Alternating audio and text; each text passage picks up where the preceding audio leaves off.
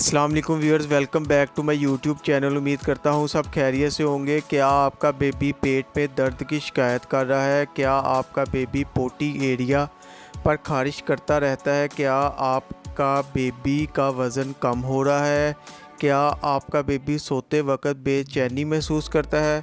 और क्या आपके बेबी को बहुत ज़्यादा भूख लगती है या बहुत कम लगती है?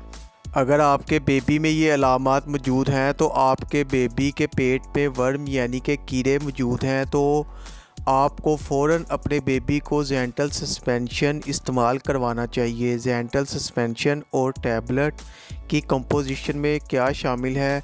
ज़ेंटल सस्पेंशन और टैबलेट की राइट डोज़ क्या होगी? क्या ज़ेंटल टैबलेट या सस्पेंशन प्रेग्नेंट ख़वातीन इस्तेमाल कर सकती हैं? ये सब कुछ आज की वीडियो में शामिल है। अगर चैनल पर नए हैं तो चैनल को सब्सक्राइब करें और बेल आइकॉन के बटन को प्रेस कर लें। तो चलिए वीडियो की तरफ चलते हैं। ज़ेंटल टैबलेट या सस्पेंशन प्रेग्नेंट ख़वातीन इस्तेमाल नहीं कर सकती और ज़ेंटल सस्पेंशन की डोज़ बच्चों में होगी जिनकी उम्र 1 से 2 साल तक है, 1 टीस्पून दिन में। इसी तरह बड़ों में ज़ेंटल टैबलेट की डोज़ होगी 2 टैबलेट दिन में 1 बार, 3 दिन लगातार खाएं। ये टैबलेट तो आपका कोर्स कंप्लीट हो जाएगा। ज़ेंटल सस्पेंशन और टैबलेट की कंपोजिशन में शामिल है 1 टीस्पून सस्पेंशन और टैबलेट में 200 mg अल्बेंडाजोल मौजूद है। वीडियो अच्छी लगे तो लाइक करें, शेयर करें और चैनल को सब्सक्राइब करें। बेल के बटन को प्रेस करना ना भूलिए ताकि नई आने वाली वीडियो आप तक बआसानी पहुंच सके।